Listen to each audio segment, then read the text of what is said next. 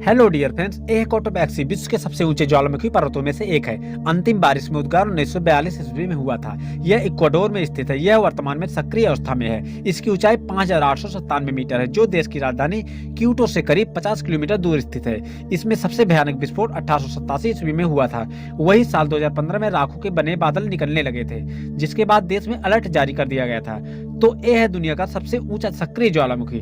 तो dear friends, ऐसे interesting video के लिए हमारे चैनल को सब्सक्राइब जरूर कीजिए। Thanks all friend for watching.